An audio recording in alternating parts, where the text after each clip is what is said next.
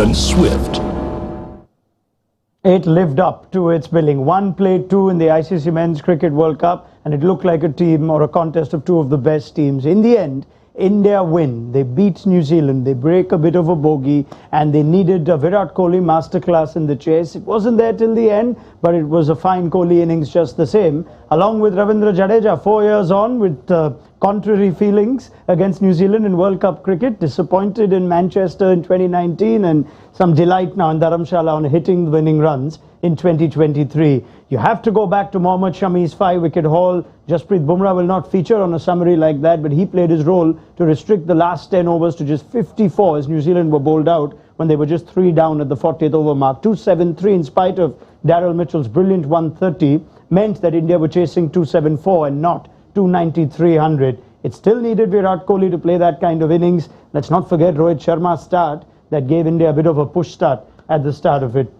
India win by 4 wickets. They claim top spot to themselves. They remain the only unbeaten team in the World Cup. What this does to their aspirations of going all the way, we will discuss. And we'll look back at the Kohli innings and where New Zealand missed out and whether this new look combination for India is here to stay. All that and more on Maruti Suzuki Arena presents ESPN Cricket for Matchday in the company of Cheteshwar Pujara and Shane Bond. We must say, we enjoyed watching that. One-day international cricket is not easy to watch when only one side's in the contest. That was a compelling watch, wasn't it, Bondi? Yeah, it was, and you could tell by the studio here, the roars that were going off by the studio team, and then the roars from me when New Zealand were getting a wicket. There were really nice ebbs and flows in the game, and I thought there were just different periods where India had control and New Zealand fought back and vice versa. And really, even with 50 runs to go, there was a sense of tension that New Zealand were only 1 wicket away. But credit to India in those big moments, they stood up and deserved their victory. Yeah, this win would mean so much for India, wouldn't it, Puji? Yeah, it does, because what the guys have been working on so far, and there was a pressure that India doesn't play well against New Zealand. That pressure goes away a bit, and the road to the semi-final is real close now. Yeah. So yeah, there is a sense of relief, but I'm sure the guys and the management will be thinking about the semi-final now, since we are quite close to it. But yeah, this victory will mean a lot to everyone. Yeah, I mean, there's so much to like and discuss. A good ODI game gives you many great talking points. So we'll try and churn them out one by one with both Puji and Bondi. But we must begin with Kohli. The stage was set for him to have perhaps an occasion befitting the achievement. He would have gone level with Tendulkar at 49 ODI hundreds. And he was there. He was trying for it. And it was very much on the cards. It was very much on. But it doesn't matter. That's the greatness of a 95. It's as good or as important as 100. That innings is so crucial, Puji. What stood out for you today? I think he's always in complete control of the game. You know, he has that experience. Everyone says that he's the master of chasing the total. But why it is? And I think, you know, he stays calm. He trusts his game. And he can soak the pressure.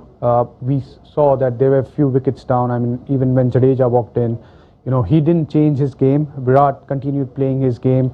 And his game, I think, he doesn't take too much risk, and which allows him to, you know, be so consistent. Because if someone else is batting in this position, they have to play big shots. But Virat is such a good player where he just needs to play cricketing shots, and he still has the strike rate of 100. I think that strike rate is something you're touching upon now. That's a return to his most powerful prowess for a player who, by his own admission, had a tough period. Yep. Now he's very much back, and that shows in just the pace at which he's getting his runs. Yeah, he's a master. I mean, Joe Root, Kane Williamson, Virat Kohli, it's like death from 1,000 cuts, isn't it? You look up and all those players score at 80 plus, but they don't seem to be doing anything or taking any risk.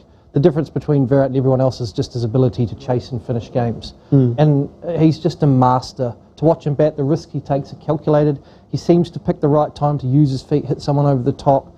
He just milks the spinners around. And you know, as an opposition, while he's there, India have the game in control, and the heads can start to drop. So again, it's another batting clinic. He's just so good. You talk about using his feet. That one shot where he stepped out to hit Matt Henry through the covers. That's a statement to the opposition, right? Yeah, and it's not like then all of a sudden he recklessly does it again. He does it once, he alters the length, and away he goes, and he's back into his tempo. It's just fantastic. There was a moment when Surya Kumar Yadav was run out where we thought, oh, this game could get interesting now, because one more wicket and there is the long tail we speak of often. And Kohli, I'm sure, with his reactions, You know him so well, having played so much time. I'm sure you've been at the receiving end of a run-out or a mix-up involving Virat on a few occasions. You almost feel like there'd be guilt to the batter that stays back. There would be pressure on him. But somehow the opposite happens with Kohli. It's almost like, yep, now it's on him. I think it doesn't affect him much because he likes to be in that moment and he knows now he's in charge because Surya Kumar Yadav got out. It was unfortunate, but he knew that now the responsibility was on him. And the moment Jadeja walked in, you still see that confidence in Virat that he trusts his partner, and Jadeja did that. I mean, credit goes to Jadeja as well because he needed that partner, and that partnership was really crucial for the team. Yeah, take me through a little bit about how he's different from, say, other batters you've batted with or of his generation when it comes to these kinds of situations. We keep talking about him being a master of chases, but very rarely do I get the chance to talk to someone who's actually batted with him. In these kind of situations, even now at this stage of his career, it doesn't seem like anything's changed. What about him was sort of different when you started observing it as well? Look, one is his preparation, his fitness. I think that plays a bigger role because if you look at it, the number of matches he has played so far, there's a lot of workload on his body, but he doesn't seem like he's tired. Look at his intensity while fielding. Even while batting, he has the same intensity and the kind of concentration level which requires to bat for such a long time. He has that. And I think that comes with his preparation, his dedication to the game. And I still feel he has that technique where, he picks his balls. He knows which one to target, which bowlers to target, which balls he has to score a boundary. And in between, you can't stop him. He doesn't play too many dot balls, and that's the key to his batting in one-day cricket. Yeah, I mean, in terms of concentration too, you were someone who could concentrate for hours and hours. You sense a modern-day player will at times lose his concentration. You don't associate that with Kohli. He's played a bad shot, he's played a rash shot. It has to be a good one to get him invariably. You'll ever discuss what it takes to concentrate for hours, not get distracted by everything that goes around? It's about being in that zone. Each and every batsman who does that, they understand their how to get into that zone. And mostly or most of the time for a batter, it's about the initial period, first 20 minutes to half an hour, and especially in one-day format where things normally gets easier. There are pressure moments, so he knows how to deal with the pressure. But once you have those 20-30 balls under your belt, you know that you are in control. Your reflexes are as you want it to be. So I think, it's about being in that zone, and every batter has different ways to get to that zone. And I guess this is the format for him, isn't it? I mean, he's great in all formats. Yep. The T20 format at times he's at odds with what the game has become.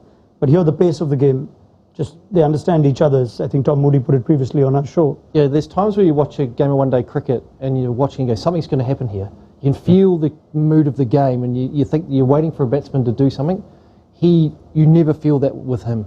It's almost a surprise when he gets out because it always feels like whatever the situation, he's in complete control. Yeah, and chasers, he's the undisputed king of chasers. And yeah, the stage was set. Dharamsala wanted what Pune got. They wanted the Virat Kohli 100, and there I say this time, I would have loved to see it as well. It didn't quite turn out that way, but I don't think that milestone is far away. With the way he's batting right now, he went an entire World Cup in 2019, and we were staggered that he didn't get a single 100 in it. But it looks like it's not far away, is it? Not at all. I think it could be in the next innings as well because the way he's batting, I think most of the opposition will be worried. They will have to come up with a game plan to how to get him out because if he doesn't get out, most of the times India will end up winning games.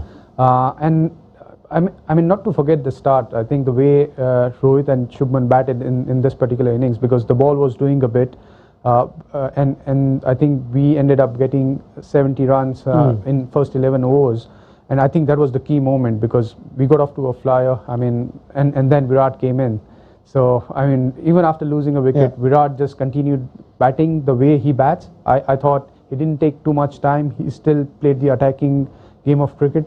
And I thought, I mean, that is where you see that he's in touch, he's in form. Because normally when a new batter walks in, he takes about 5 to 10 balls. But Virat was on top of the bowler from first ball onwards. Yeah, I'm glad you bring up the start because it plays a role in the pace of the game for the rest of the innings, Bondi. Yep. And Rohit and Shubman, like Pucci says, 63 without loss. If you end up there, say 40 without loss or even 35 for one, it's a different asking rate, different tempo that the likes of Kohli, Rahul, Jadeja all have to start with. So Rohit Sharma and to a degree Shubman, but Rohit almost every game now, 46 of 40 is invaluable. Yeah, we talked about it, didn't we, at the mid-time, that we thought they would use their feet, that they would take the attack to New Zealand. They did exactly that. I mean, Matt Henry went past the bat 6 or 7 times, but it just wasn't good enough to get the edge.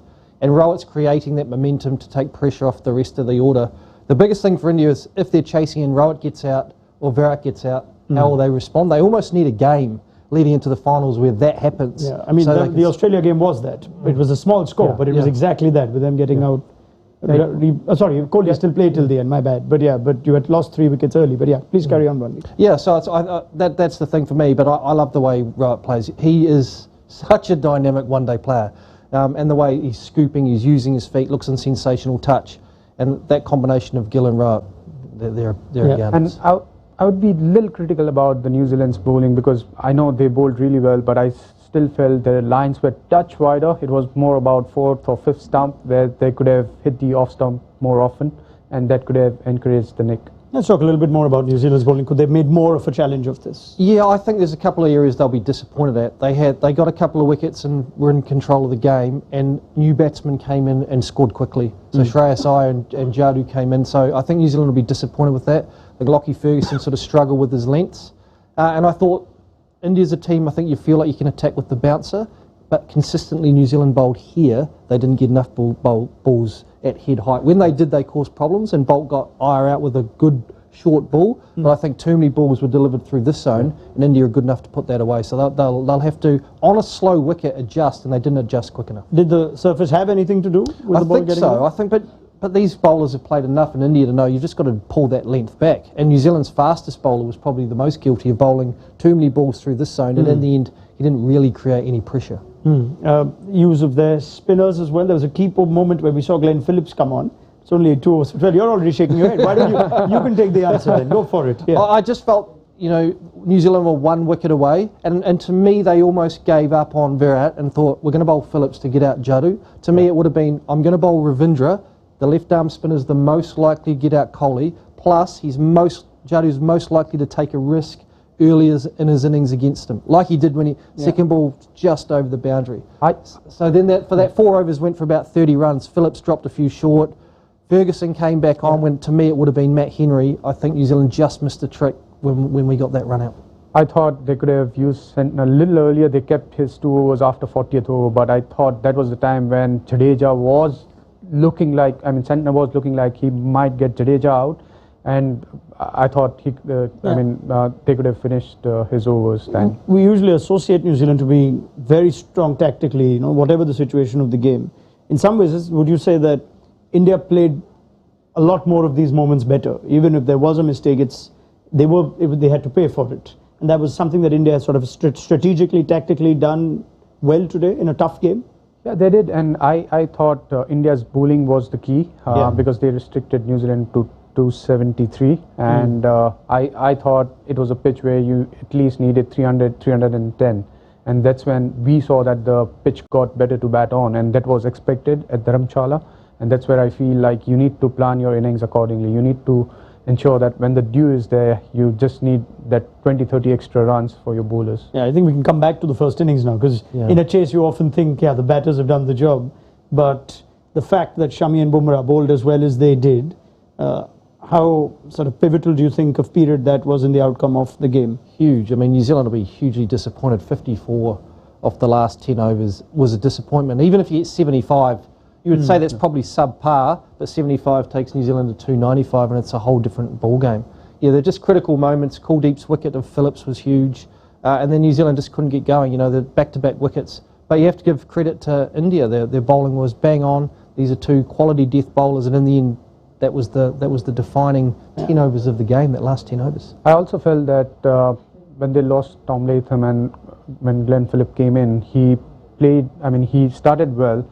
But do you think he took a little more time? He played 25 balls and got 22. He could have accelerated a little earlier, knowing that India has good death bowling. Yeah, that's probably fair. I think New Zealand probably looked at it and they targeted Kuldeep. To me, it was just the wrong guy. It was Daryl Mitchell who dominated Kuldeep for the whole innings. Phillips is so strong against the seamers.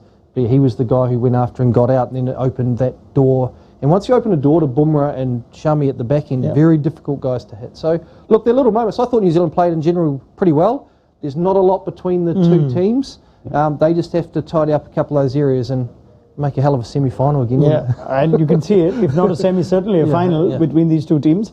Just picking out, again, interesting moments and thoughts that people would have watching this game and trying to understand it better. Listening to Simon Dool on commentary about Mitchell's potential slowing down nearing his 100. Now, at 130 of 273, you think, where would they be without this guy's innings? But any criticism that you think is valid towards the pace of that innings in the middle? Not really. If you look at, again, 54 off 10 overs, New Zealand should really get another 20 runs, so that's irrelevant to me. They just didn't get enough runs. That you had another 20 runs on, New Zealand 293. On a normal day you get 85, it's 300 plus. So I thought they timed their innings pretty much right, but as they were trying to go, India just bowled brilliantly, and you have to hand it to the bowlers sometimes. Yeah, and I guess now we would look at the value of specialist bowlers, or in fact an extra bowler like Shami, with nothing against Shardul Thakur. He's not really competing with Shami as a bowler. He's competing with the balance of the team. I tend to challenge these points that people say that, oh, if you play specialists, bowlers will concede 20 runs less, which I think won't happen in good batting conditions, because even the best of bowlers can go for runs. But you look at a game like today and you think there is merit in picking this kind of team. Now, is it wise to want to stick with this kind of team? I completely agree. I think India has to stick to this bowling lineup. Even if Hardik is fit for the next game, he should bat at number 6, and then Shami should still be part of the playing 11, because we have seen he has the ability to pick wickets, and even on a flat pitch, if you concede 20-30 runs less, there's less pressure on the batters as well. So I think he should continue playing in the 11. So you say Hardik would walk in, but he would come in for a batter, so you get 6 bowling options anyway. And you have an extra, you have an extra bowling option. So if someone has a bad day, you still have that cushion. I can't help but think they were 1 wicket away, right? One more wicket to that situation would say 40-50 to get, and then the long tail. Does that not concern you? Or do you think it's a defensive way of looking at things? Yeah, because on good Indian batting conditions, you back your top order to bat well. You have top 6 batters, and then Jadeja bats at number 7, who is a proper all-rounder. And today we saw that he can be a batter, and I think he's good enough to see the team through. So if your top 7 are not batting well, then I don't think you can rely on your number 8, 9, 10 and 11 to contribute. We're looking at a potential semi-final at Mumbai for India, unless they play Pakistan, in which case it's Kolkata, both of which high-scoring grounds, hard to defend. You would think even the best bowling attack in the world won't be it won't be criminal for them to concede 320. Then if you have to chase, wouldn't you want as much batting? Or does Shardul not give you that? So I suppose you look on the flip side, is if you bat first and score 290, 280, you don't have a great day at the bat, you need the bowling attack to still defend it. So look, you can make an argument either way. Jadeja is a batsman, he's a genuine all-rounder. He could make any team as a batter and a bowler. So to me, you have 7 genuine batsmen. Shami can hit, Bumrah can hold a bat, those guys in the lower order can all hold a bat, and that's all they have to bat do. A bit. So they can all bat a bit. I don't think you need a batsman down there. You just need someone who can fulfill a support role. Because if all your 7 batsmen get out, that's their responsibility, then you're in trouble anyway. And I guess we go back to look at the options, the 2 people in that spot now. It's Shami's bowling, which we've agreed is so much higher, and Shardul, with due respect, his batting, it's not like he is a lighter version of Hardik Pandya or so. Their batting has still got work to do. Shami, the bowler, now is someone you'd like to see in this team? No, 100%. I just think he's such a fantastic bowler, and like he did today, he broke the game open, and that's what he's capable. He's capable of that with the new ball, or to come on at the end and do what he did today. So to me, he would be an absolute lock-in. Would he be your player of the match today, or would it be Kohli for the chase? I think I would go with a bowler, because to restrict an opposition to 273, you would give it to the bowler. There is no doubt Virat batted really, really well. The team was under pressure, but I still feel if we were chasing 325 or 300, things could have been different. Yeah, and that's what's happened. So well done to the broadcasters who've at the ground who would have decided this. So Mohammad Shami is your player of the match. Well done to Shami. What a phenomenon he is. And we've discussed that in our mid-show too, how well he bowled, what he got right. So go have a look at that again if you'd like. Terrific game. Before I cap it off, I must ask you a couple of questions which I don't know if anyone's ever asked you. Ever been part of a game interrupted by fog, firstly? We had a game caught off through smoke in the Australian bushfires in the Big Bash, where the smoke came across the ground, called the game off. We were in a winning position, and the game was called off 3 balls short of the DRS, and we would have won. So yeah, called off by smoke, not by fog. I played a first-class game at Dharamsala, and there have been delayed start because of the fog, so you expect that at Dharamsala. Okay, that is question number one. Question number two, ever had the lights go off with a laser show during the drinks break in any game you've played? The half-time break, but definitely not the drinks break. Happens in the It's a IPL. short show, yeah. Yeah. Ever? No, I haven't been part of. If you were a batter, and we got this feedback from on our ball-by-ball commentary saying that would be so hard for a batter to adjust from total darkness to light, and it was coincidental or funny enough that Rahul got out first ball after that. It could affect a batter? It can, and if I was batting in that situation, I would take my time. I would take another minute to just start batting again. Yeah. All right. As simple as that. I think that tells you what you need to know. What a wonderful game. It's a shame the next time we have an India-New Zealand fixture, we may or may not have you unless you change your tickets. I know. I mean, I can't wait for... Well, I hope both these teams make the finals. India are locked in. New Zealand got a little bit of work to do. There's some good teams they're coming up against now. But you can see now with the teams that are starting to emerge at the top of the table, there's nothing in it between them. Yeah. It's just going to be those key moments on the day. And today it was India who won those moments. Yeah, and they will get stronger with Hardik Pandya's return, which we hope will happen during the semis. I guess we should also remember in these kinds of games with high-quality bowlers, New Zealand are stronger with Kane Williamson in it, aren't they? Yeah, 100%. So, look, he may not get back. You saw him with the cast on. I'm not expecting him to get back, but New Zealand is still a good enough team to beat India if they're at their best. Fantastic. What a game. We finally got the game for this tournament so needed. Thank you very much to Cheteshwar Pujara and Shane Bond for looking back at it and just picking the moments out.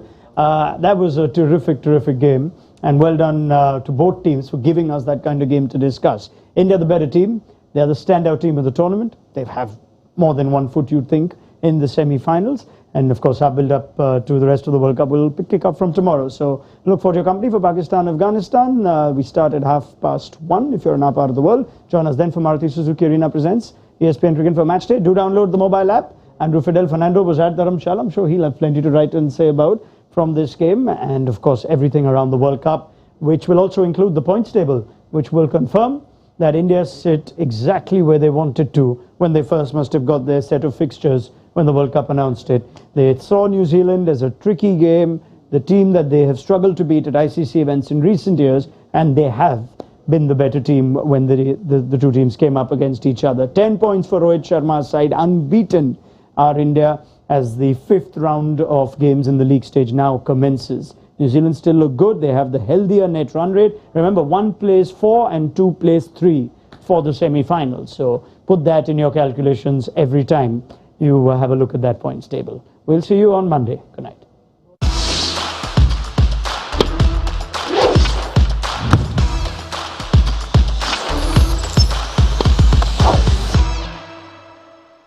Stunning looks, then swift